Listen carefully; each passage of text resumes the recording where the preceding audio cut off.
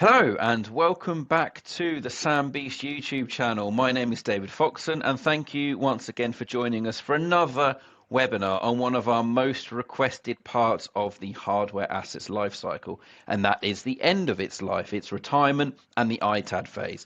Now, before we get started, please do not forget to like and subscribe. The channel has been growing a lot in 2025. It's very much appreciated, but we really want to keep that growth going. So if you like ITAM content, if you like webinars, general software asset management, hardware asset management, IT asset management, FinOps, licensing, all of that kind of jazz, please hit that subscribe button and like and share this video.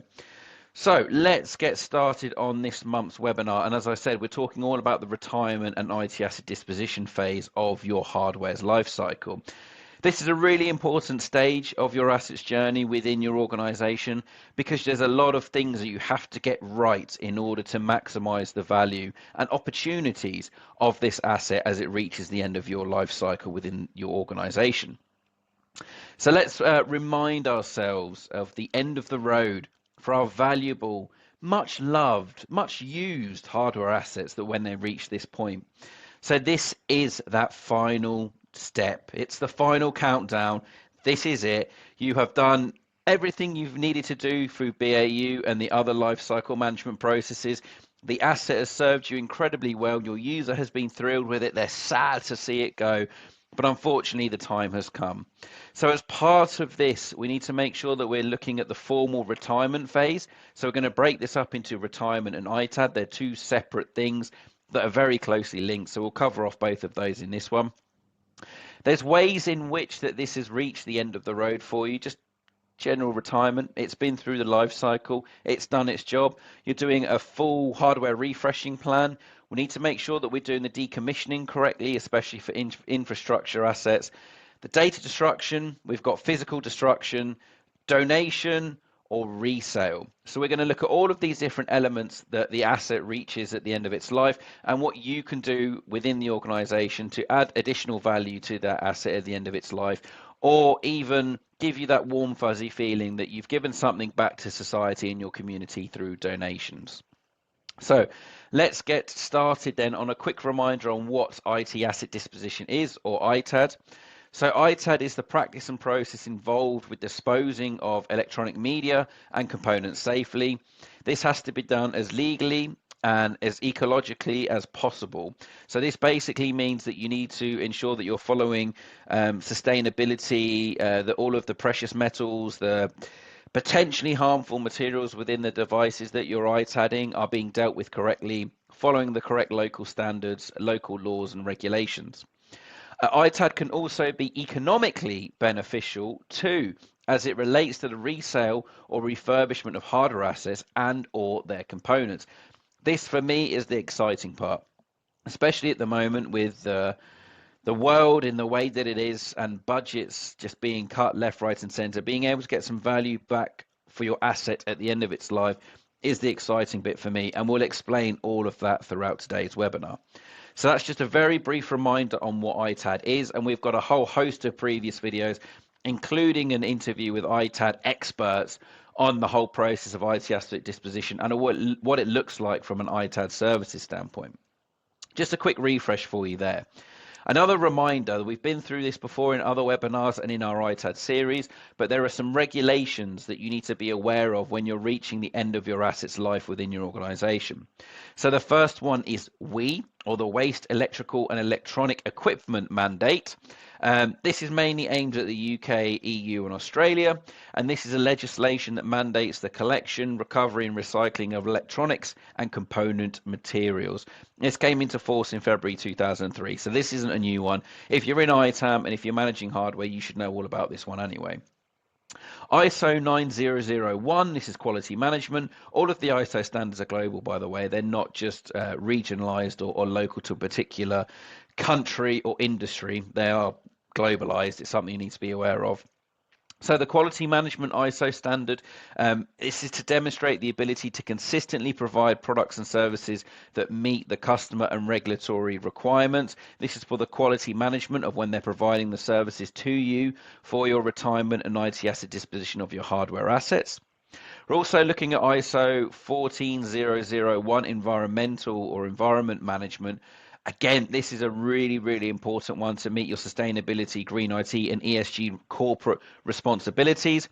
And this is all about the environment management system. This shows that the company has environmentally friendly ways of destroying and disposing of assets. This is actually something that a lot of organizations, if you have an internal audit for hardware asset management or IT asset management, because organizations are focusing more on that ESG, global responsibility, corporate sustainability, they are looking to make sure that any providers that you're using for retirement or ITAD of your IT physical hardware equipment has this environmental standard ISO certification. So very important one to look out for. We've heard of this one many a time. It's the ISO 27001 information security, one of the more popular ISO standards that ITAM needs to be aware of.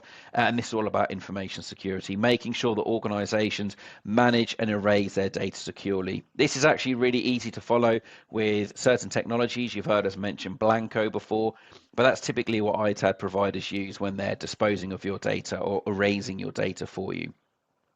Some localized ones that you need to be aware of as well, looking at our audience on the Sam Beast YouTube channel. So in the Americas, in the USA, you've got the Resource Conservation and Recovery Act of 1976. This again is all about hazardous waste, electronic components and how they're being handled and disposed of. And in India as well, you've got the E-Waste Management and Handling Rules of 2011. Very, very similar to the American one and also the WE one. It's all about reusing, destroying, making sure that you're protecting the environment for all of the e-waste that comes from the hardware assets and making sure that anything hazardous is dealt with in the correct way and doesn't harm the environment in any way.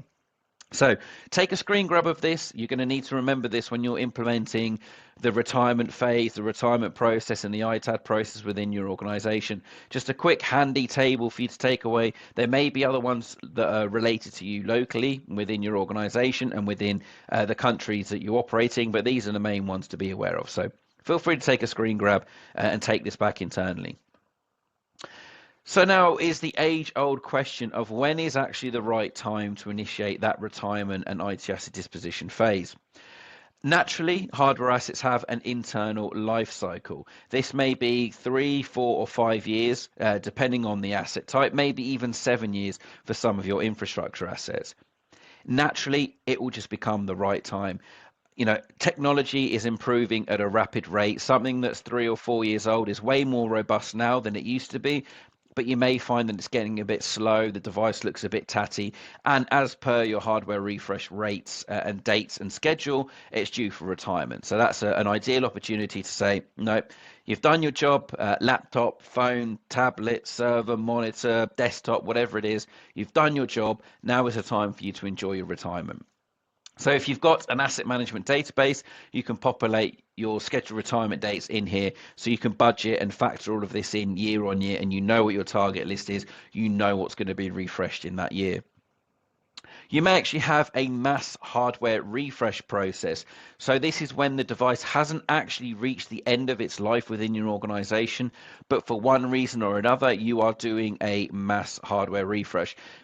There's some reasons as to why this is happening or why this might be happening, and we'll explain more of that later on, but it's things like compatibility, chipsets, stock management, availability, supply chain issues, switching models, switching manufacturers. There's a whole host of reasons as to why, but that's another opportunity for you to trigger the retirement and IT asset disposition process. Unfortunately, there are some times when an asset that is still within life cycle but reaching the end of its life becomes uneconomical to repair. Again, as part of your IT asset management processes and data sets, you should be tracking the remaining depreciated value of your assets. You can use this when you're looking at repair costs to go, unfortunately, the repair cost is worth 80% or more of the remaining value. Therefore, actually, it's really not worth replacing this. There are, of course, some exceptions to this if it's a very niche or particular model, spec, or hardware asset. But on the whole, if the repair cost is worth 80% more than 80% of the remaining value of the asset, it's probably worth just getting a new one because it's likely that you're looking to refresh it soon anyway.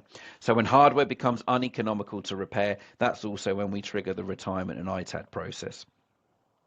The model may no longer be approved. This goes back to your like a global hardware refresh process or a local hardware refresh process. You might have changed manufacturer.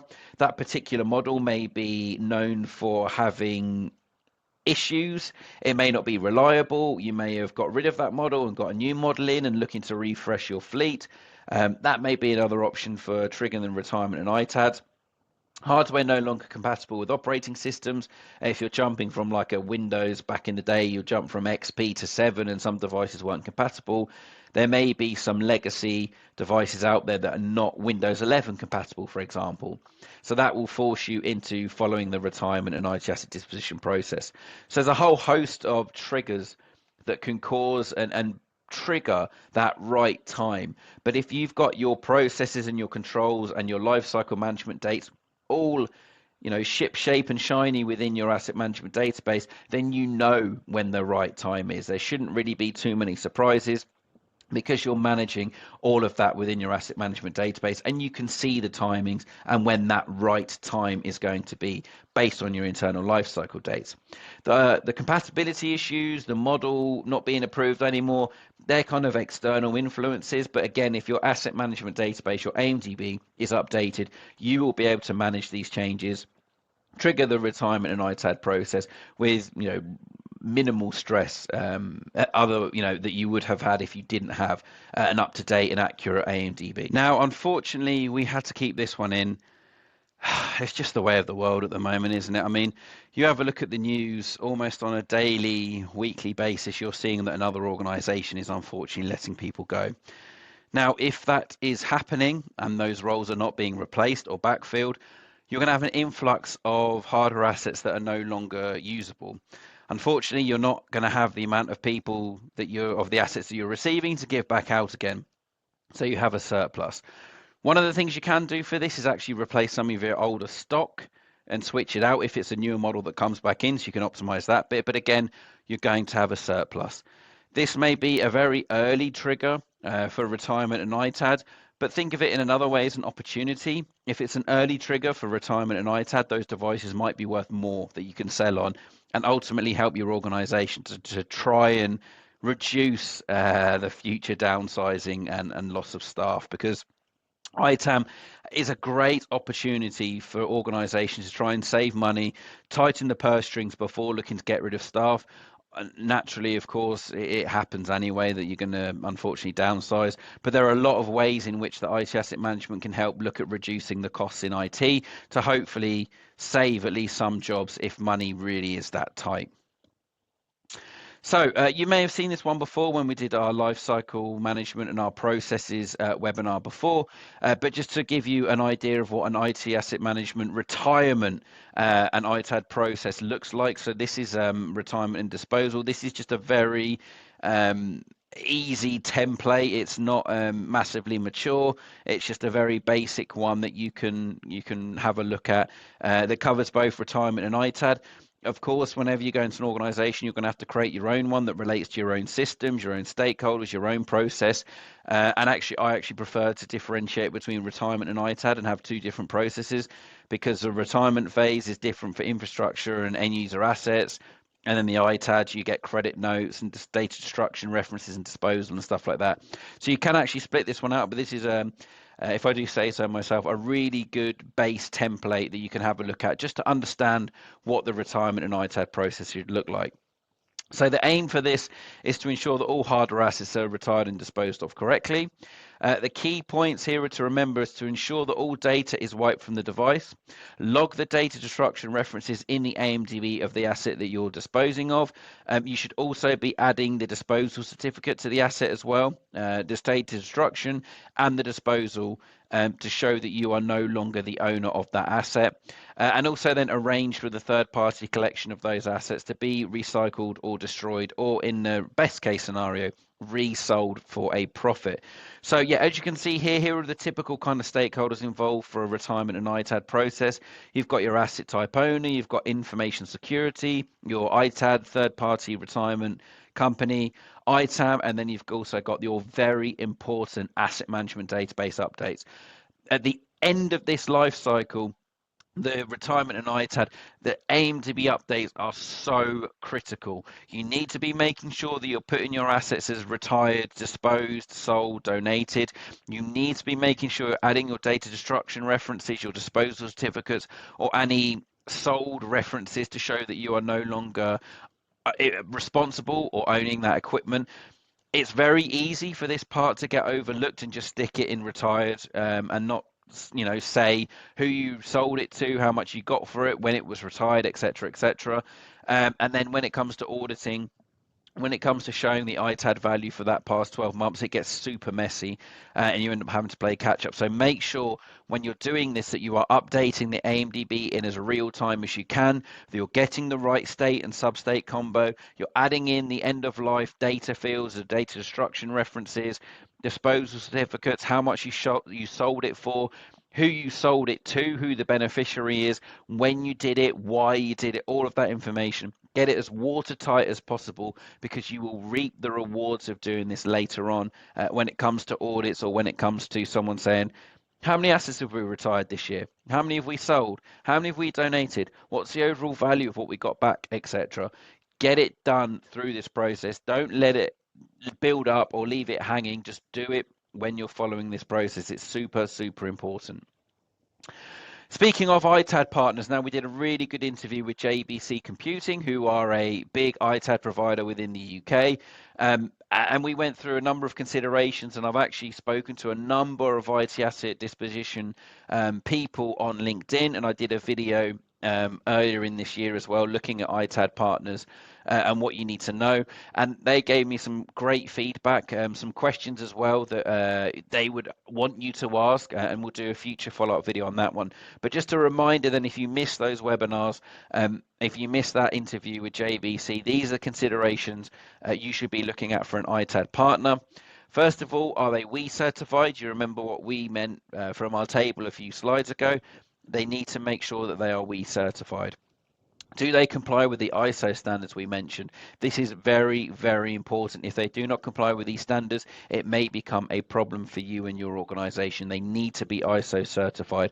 Otherwise, that worst case scenario, there's data breaches, right? Your equipment ends up in landfill. It's got your organization's logo all over it. It's got your asset tag on it, and it ends up at the side of a road in a dumpster somewhere, not been properly data erased, etc. So yeah, you need to make sure that they have all of the ISO standards.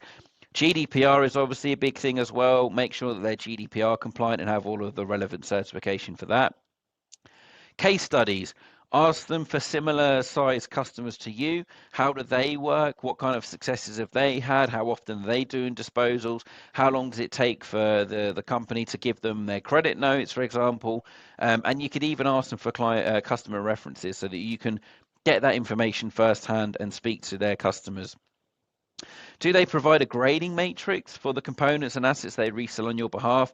So, for example, grade A is almost brand new, and this is how much you should expect to receive, like a price range for these models. Grade B, this is why it would be a grade B, because of scratches, because of a dent, age, whatever it may be. What does that look like? What does grade C look like? Grade D, etc. What are the parameters? What is the matrix for assessing those grades, so that it's clear and transparent before you even engage with them, so there's no ambiguity or arguing later on as you go, that wasn't a grade C, that was clearly a grade B. And they go, oh, well, no, unfortunately, this light scratch here means that it's that grade. Just make sure you have that clarity when you're starting off, because there's nothing worse than going back and arguing with your new ITAD provider that you're trying to build a relationship with over what the gradings are for the equipment that you've sent them. Can they dispose of all IT asset types and consumables? You may have some weird and wacky stuff within your organization that you need retiring and ITADed. Can they do it all, or are there restrictions? Do they provide a refurbishment service? We'll talk about this later on, but some organizations like to get them refurbed and donate them off to schools or charities, or even resell them internally. Can they provide that kind of service? Are they global? If you're a global organization, or if you've got offices in certain regions that you want them to support, can they support it? How will they support it? Do they have a partner network? Do they have their own vans? Do they have their own warehouse in that country? How are they going to support all of your sites within your organization? And finally, can they provide the information regarding the environmental impact for their services? A lot of organizations, for some reason, balance this out on the number of trees that you've saved or trees planted. ITAD providers can provide that and say, oh, look, you saved 30,000 trees this year by recycling all of your equipment. Oh, yeah, whatever metric you want, just yeah, make sure that they can provide that green IT, ESG, and sustainability type reporting to show, how good your organization's doing through ITAD, how you're saving trees, saving the planet, all of that kind of good stuff, because then that supports your organization's green IT and ESG corporate goals, and this can show how ITAM and ITAD can be a huge partner in achieving that for your organization. Now, when it comes to the end of the life, whether that's through ITAD or even reselling internally or donating, good life cycle care equals bigger profits. This is a no-brainer, okay? When it comes to making sure that you're getting that best possible grade for your equipment at the end of their life, looking after it and doing all of that great ITAM work beforehand sets you up for success at the end. Oh, Gordon Bennett, I sound like one of those influencers now. All of that good work beforehand sets you up for success. But it really does when it comes to this. So make sure you have an IT asset acceptable use policy. Make sure that this details the do's and don'ts on how users should be using your equipment and how infrastructure, data center, network teams should be treating their assets as well. Make them sign this. Make this a proper set in stone. This is what you do. This is what you do not do. This is how you treat our equipment. And here's the overall reason as to why. Make it part of your overall ITAM policy. Spread the word. Get it out there. Make sure you have an IT asset acceptable use policy. Remember, the profits are based on the condition of the assets. So if you've got an IT acceptable use policy that you're educating, making people aware of, making people sign, they should be looking after it. It should be coming back at the end of its life. Sure, it's going to have age-related wear and tear. It may have shiny keys, a shiny trackpad, but at least it's not going to have damages all over it, coffee stains all over it, scratches, dents, etc. if they followed your acceptable use policy and they've been looking after it. There is a big element of user and line manager responsibility and accountability here. You as ITAM, your service desk teams, your tech support teams, there's only so much you can do to prep the device. Once it's in the hands of the user, it's over to them. That means that they're not just flinging it around. They're not just, balancing it on somewhere, using it to prop something else up. They're not just leaving it on a train. They are taking care of it as if it was a valuable piece of equipment that they have purchased out of their own pocket. If they're not, it's up to the user and the line manager. It's their responsibility. They are accountable for it. You can hold them to that account if you find devices that aren't meeting the IT asset acceptable use policy. Great example of this.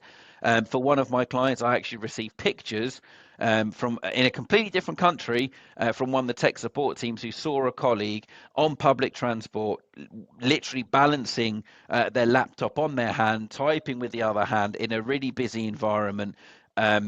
Yeah, that could easily get knocked off your hand, smashed, damaged, even stolen. So we reminded them of their responsibility of using that equipment while they're out and about. It wasn't a good use of the equipment, and even make it even more frustrating, it was nearly a brand new laptop as well. And all it would have taken when it was on their hand was it to fall off. Then you've cracked your screen, you've damaged the hinges, you may have even done some internal component damage due to it hitting the floor. Yeah, it would have been super frustrating. So make sure you're holding them to account. Even if you're seeing people around the office not treating it as they should be, call them up on it. If there are repeat offenders, there should be formal internal processes. Again, when we go into organizations and we implement this, we work with legal and HR on this. We track the number of incidents for the people that keep requesting new devices because they've dropped it, because it's been lost, because it's been stolen, because it's got water damage, because it's got coffee damage. If once is okay, once is an accident. However, if you are a repeat offender and it ends up being more than 1, 2, 3, 4, etc. Throughout the year, and I'm combining all of the asset types that they have here, by the way. So it could be they've dropped their phone, that counts as one, and then they've cracked their laptop screen, that counts as two. That's when you have your internal processes with HR and legal to either recover costs from the user's paycheck or HR to try and enforce that message of looking after the equipment because it's not theirs, it's your organization's. And unfortunately, their lack of care their lack of awareness on the value of the asset is a detriment to the organization as a whole when it reaches that end of life in the ITAD. There are things that you can do with your local teams to protect the device even more. We're talking about screen protectors, talking about cases, even carry bags, etc. There are things that you can do, but again, they can only go so far. But if you've got the budget, because these things cost money, then of course, laptop sleeves, whatever it is, it may be worth looking at investing if you've got some users that are not grown-ups and that like to throw their equipment about. There was even one case with a client where the tech support guys and the IT staff were actually just spamming me on Microsoft Teams at one point because they saw one of the employees going around on bumper cars with their corporate phone and also their corporate laptop on the bumper car. Mind blown. Mind actually blown. How on earth has that happened? Why are you doing that? And of course, we followed the internal processes and reminded the user and their line manager of their care responsibilities with their provided equipment. But yeah, that was crazy. This may actually trigger a culture change shift. If you've not had ITAM before, and if you've not had people having that mindset of looking after their equipment because they may not even have ITAD yet. It might be a culture change to remind them that this isn't your device. This is something that's been provided to you and purchased by the organization. You are the custodian of it throughout its life cycle. You have a duty of care to make sure that it doesn't get damaged, lost, stolen, all of that fun stuff.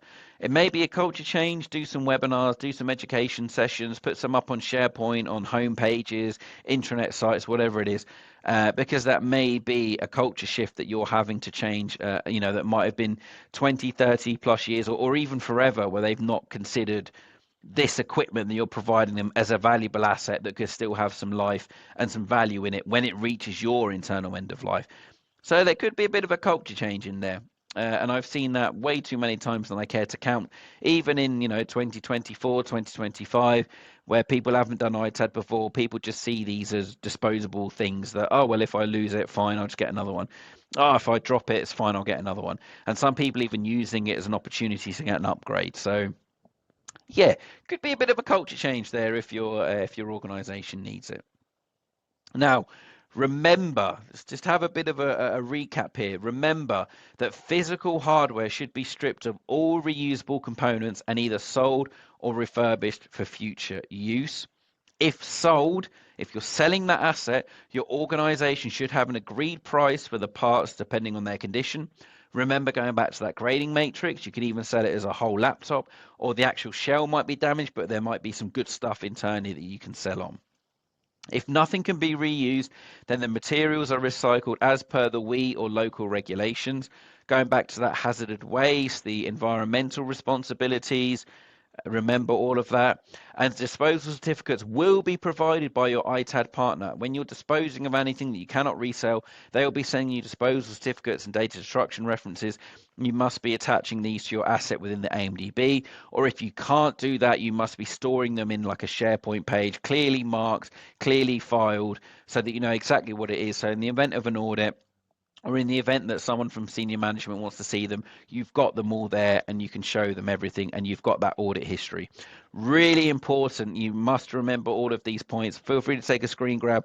Get it ingrained into your brain in terms of the ITADs and the end of life stages. These are really important, especially the data destruction references and disposal certificates from an audit perspective, from a compliance perspective. Yeah, you need to make sure that you're getting all of that and that you're logging it, that you're tracking it, attaching it to the asset, or putting the files into a SharePoint somewhere that you can easily access and easily show people.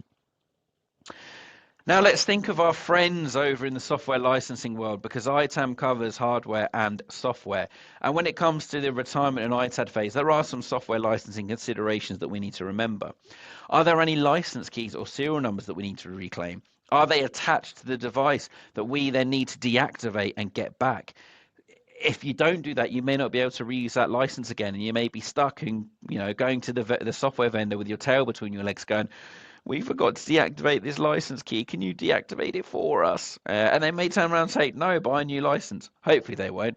Hopefully they will deactivate it for you, but if you can get that done beforehand, that would be even better. Is there software that needs to be uninstalled before retirement in an ITAD? So not only reclaiming license keys, but is it count as an activation, for example, towards a user having it on 5 different devices? Do you need to physically uninstall that and get that confirmed to then free up that device allocation? A lot of software vendors now, you can get a certain number towards it. I mean, you can even see with some of your subscriptions like Netflix, you can see the devices that you're logged into, and you need to remove it from a particular device if you're looking to put it onto like your new phone, for example. Very similar with some of the software vendors and licensing models out there. So do you need to do that? That needs to be taken into consideration.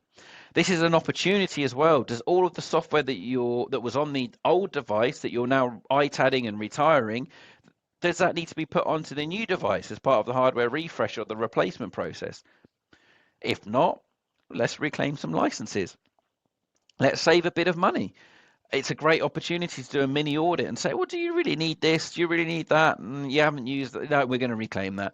And then give them the device with the software that they really need to be able to do their job. So this could be an opportunity. A software device unallocation for SaaS and subscription licenses. I'm not even sure unallocation's a word, but it's the only one I could think of and remember. Again, it's going back to like that uninstalled. You may need to also unallocate or deactivate. That might be better. The device for SaaS and subscription licenses. Again, it may restrict the user from adding on X amount of devices as they go, forward and get a new phone or get a desktop as well as a laptop. If it's still attached to an old device that you've retired, this is something to consider. You may, and in fact, for a lot of organizations and software vendors now, you can do this via portals. So if you forget on this element, you can go into that software vendor's portal, click on the user, and you can see the devices that it's actually been installed on or allocated to, and you can actually unassign it from there. So this one's less of a big impact than the serial numbers or license keys, but something to remember to save the user disruption further on down the line. You can look at this as an optimization opportunity for software licensing. Is there anything, like we said, that can be reclaimed? Is there an opportunity for streamlining licenses? Is there an opportunity for moving a user to a different licensing model? If you're currently looking at a network license, but you want to move to a SaaS based, hardware retirement and ITAD gives you that opportunity to start afresh with a new device, new licensing model, new software. Can you even give them 7-zip instead of WinZip? Can you even, reclaim an Acrobat because then, they've got Microsoft Word and you can do PDFs in that. Look at it as an optimization opportunity for license compliance, for future software renewals, cost avoidance, and cash savings on your software front. Because we are ITAM, we are not Ham and Sam. We are ITAM, and we care about both the hardware and the software side of things. Remember, done a video at the start of the year on that. It absolutely banged. Do not forget to go back and watch that, because we should stop calling it hardware and software asset management. We should be calling it ITAM. Now, there are some alternative end-of-life options, and that laptop there looks very scary. On a side note, AI image creation is coming on quite a lot. I asked for a particular image relating to a laptop, and it's done quite well there. I'm quite impressed with what it's done. A bit scary, but we're all adults here. Donation. So some organizations like to get that warm, fuzzy feeling and donate their unwanted or end-of-life equipment to local schools or local charities. Big considerations here that we'll discuss in the next slide. But that's one option. Another option, which is becoming more and more popular, is reselling equipment internally to employees. It's reached the end of its life. You're paying for an ITAD provider's services in some cases to go and do the collection and the ITAD, because you split the profits, hopefully 80-20 or 70-30 or 75-25, to try and get the most revenue back for your organization. But there might be an opportunity to refurbish it internally, reduce that costing and maximize the profits by reselling it internally to employees. The amount of times now where you get questions from people that know they're coming towards an end-of-life hardware refresh, and they come and say, can I buy my phone? Can I buy the laptop? Can I buy the monitor? And you're like, unfortunately, we're not set up that way. If you were set up that way, potential for even more money coming in from an ITAM standpoint, making ITAM look even better than it already does. Frankenstein machine. This is why this image is relatable. Another way that organizations are starting to combat budget money challenges is to create Frankenstein machines that can run for another 6 months or a year and reduce the amount of times that you're having to buy new equipment. Now, to give you an example of this is one of our clients. They were based in Ireland, I think was their main office. Um, was it Ireland? Oh, it doesn't matter, irrelevant. But anyway, that particular office had some significant budget cuts. They didn't have any local hardware budget, and Central weren't helping either. So they worked out that if they use their end of warranty devices, they could cobble together broken devices into working devices. So what the guys were doing was taking bits from this one and putting it into there, taking that from there, etc. And they had like one or two donator devices that were out of warranty, end of life, and creating a device that could then be used as a loan device or be used from a user for another 6 months to a year, etc. It was an emergency situation, and they got the job done by building these Frankenstein machines. And it's a great idea. Obviously, they worked with ITAM to make sure that this was okay, that it was out of warranty, that we had internal waivers sorted, and we'll discuss that again in another slide. But they created these Frankenstein machines because they had no budget, and it ended up working. Admittedly, these devices, some of them ran for 6 months, some of them ran for a year, some of them are still going, some of them it didn't work at all. But at least they were trying to save the company money. Didn't have any money to spend anyway, but they needed to keep the business going. And creating these Frankenstein machines from end of life and out of warranty devices, it served its purpose, and it was a really good idea. You can also do component stripping for internal stock. Again, going back to that Frankenstein idea. If you need some RAM, for example, you can take it out and keep it for your own internals. If you need the SSD, take it out, use it for your internal stock.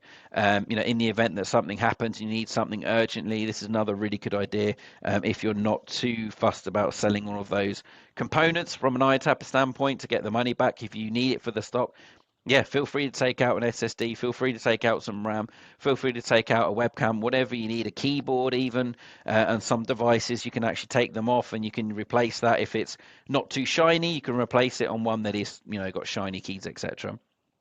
So that's another creative way that you can maximize the end of life. And of course, if there is anything that has reached end of life, but it's in still, in good working order, and you find that you need more loan devices, feel free to keep some for emergency loan stock.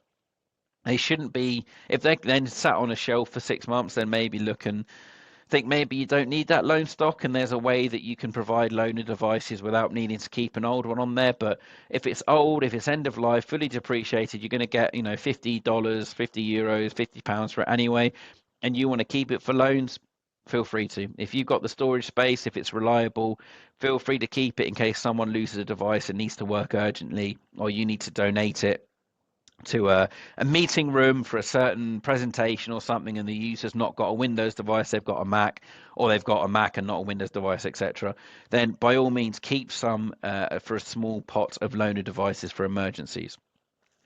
Now, some really important end of life option considerations for you.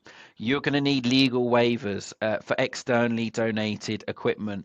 This is to show that you are no longer responsible for that device, that it is the responsibility of the school or charity or local centre or whatever you've donated the equipment to.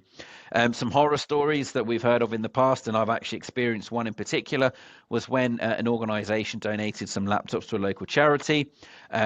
Unfortunately, there was something wrong with the batteries. It was when they were expanding and leaking, and unfortunately, it caused some damage to a user who had it on their lap. The battery spilled out. Yeah, it caused some damage to the clothes, etc. There were no legal waivers in place. There was nothing to say we are not responsible for this. Charity came back, started shouting, you've given us a bad laptop, a dodgy laptop. What are you going to do to fix it, etc.? And it was kind of like, well, no, we donated it. This isn't ours anymore. But they didn't have anything legally in place to state that. So it was a bit of a horrible, grey, dodgy area. So make sure you've got legal waivers in place to say that once you hand it over, you're no longer responsible for it.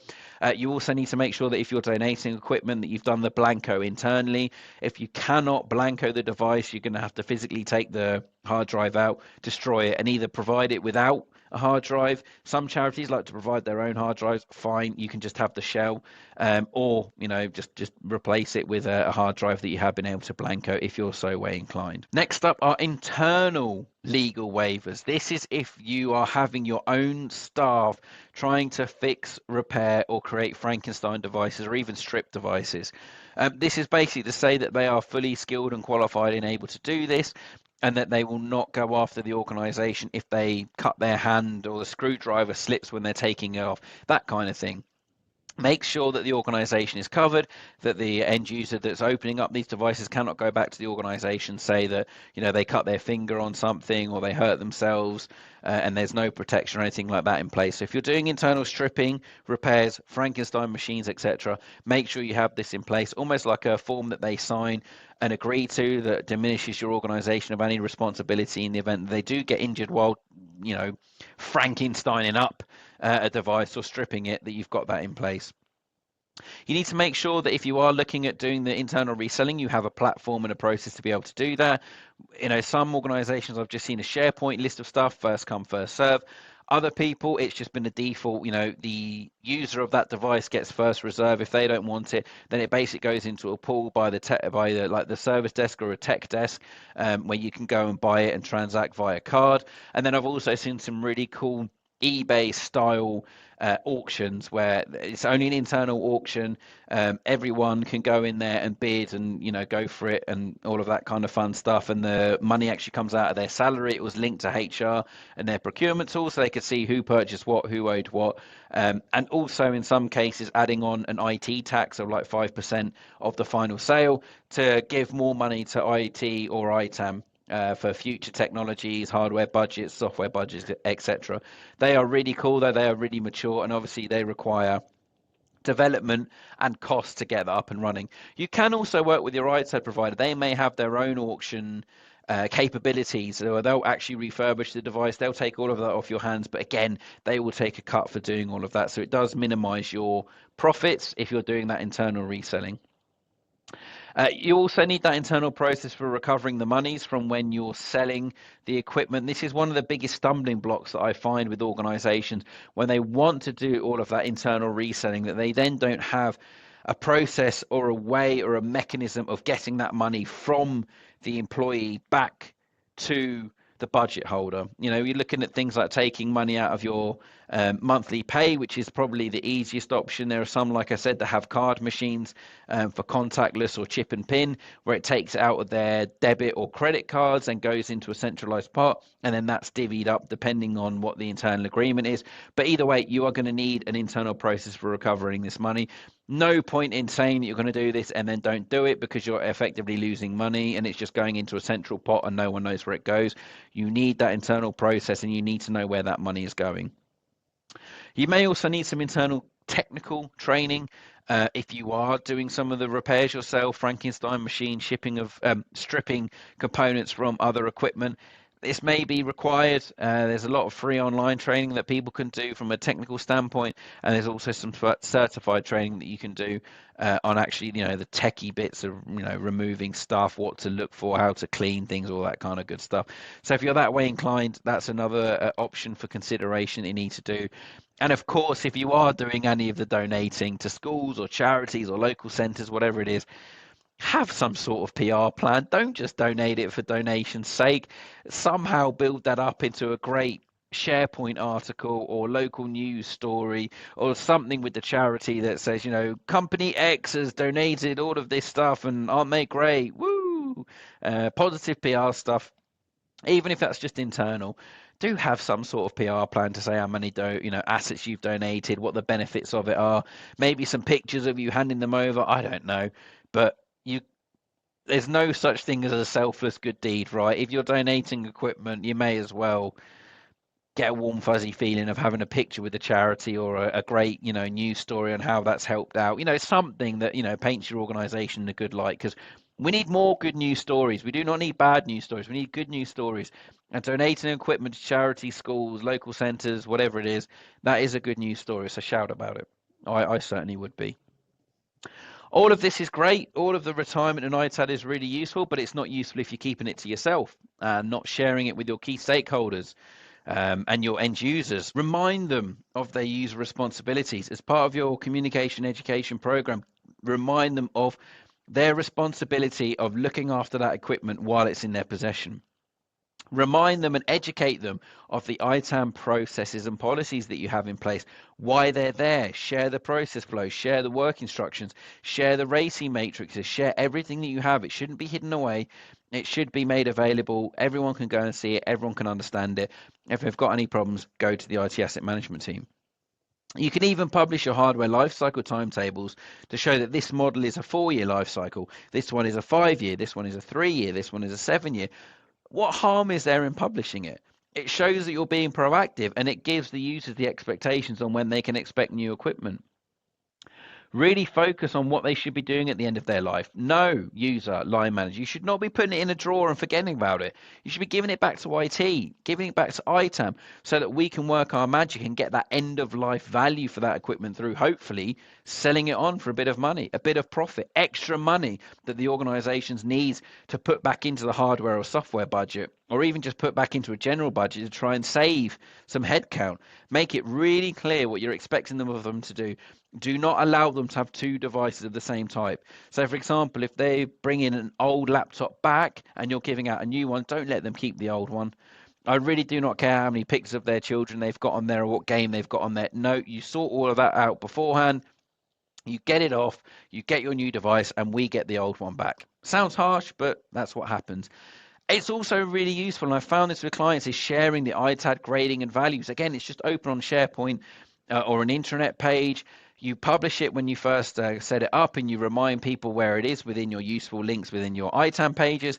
But show the ITAM grading, the ITAD, grading matrix for the hardware, and show how they can make a really positive difference by looking after the equipment. If they're not looking after it, it's going to be a grade C. It's likely only going to be $5. However, if you really look after it and it's a grade A, you could get $270 for it. Show that. Show the key role that they play in looking after the equipment through their life cycle. Make them feel like they're a really important part of it. There's nothing better than trying to get them on board, calling out other people when they're not doing it. Make them feel, really valuable and important in achieving good things at the end of that asset's life for your organization. And of course, share the ESG, green IT, sustainability, warm fuzzy feeling, tree hugging benefits of the retirement and IT asset disposition process within your organization. Shout about it when you do your yearly, this is what ITAM has done in the past year. Really shout about the number of trees you've saved, or the equivalent carbon emissions that you've saved, or how you've supported the ESG and green IT global organization goal. Shout about it. Shout about the successes. Like I said before, there's not enough of this going on at the moment. The world seems to be a very depressing and miserable place. So if you're saving trees through ITAD, shout about it. Shout about the green IT benefits of doing the ITAD. Shout about how the user has played an important role in that by looking after the equipment throughout its life cycle. Just communicate, educate. There is no such thing as over communication. There is no such thing as over education. I promise you, even if people start getting annoyed, it does not matter, because you can say that you've done your job, you've communicated. If there's no such thing as over communicating, no matter what anyone else says. I do not believe in that. There's no harm in reinforcing a message 1, 2, 3, 4, 5 times until you start seeing the benefits, and then you can reinforce that positive messaging on what an awesome job they're all doing. So we have reached the end, and in summary, let's just go over what we've been discussing. I really do enjoy the retirement and ITAD phase. Hopefully that's come across in this session, because I can really see the value in it. I can really see the value in getting it right. So the retirement is the final act for an asset within an organization. ITAD is the process of ensuring assets are disposed of correctly or sold. End of life, EOL, regulations and standards are to be aware of. You need to be aware of all of those, and also look at anything that's local, specific to you. ITAD partners can be the key to the retirement and ITAD process's success. Alternative end of life options can be good PR. Both internal PR as, oh wow, we get to buy our old equipment really cheap, or I can buy an old phone for my child really cheap compared to a second-hand store, etc. And also, you've got the external PR with the donating to schools and charities, as we've just touched upon. Users are responsible for taking good care of their equipment to maximize that end of life return. And all of this needs to be educated and communicated with your end users, your key stakeholders, everyone within the organization. Communication. It is key. Communication. We are really steaming through our hardware asset management webinars. We've only got 4 left now that are dedicated to the HAM series. The next one is all about hardware asset management technologies and what to look for. That will be the April webinar. May is then building out your hardware refresh plan, another really good one that I'm excited for. I love building out hardware refresh plans. June is ham and green IT and sustainability and all that warm fuzzy feeling and the impact the hardware asset management can make on that. And then the final one in this series, July, is hardware asset management maturity explained. So they're the up and coming webinars over the next couple of months. And then after that, we've got some webinars all around the software asset management and software licensing side of things. We are still obviously focusing on ITAM, but we're looking at the SAM software licensing part. Very similar to how when we do HAM, we look at the software considerations. We'll do the same with software in the software asset management series. So like I said, I really hope you found it useful. Thank you for making it to the end. As always, please do not forget to like and subscribe. It really does help the channel out. And until next time, here at the Sam Beast YouTube channel, we say, happy iTamming.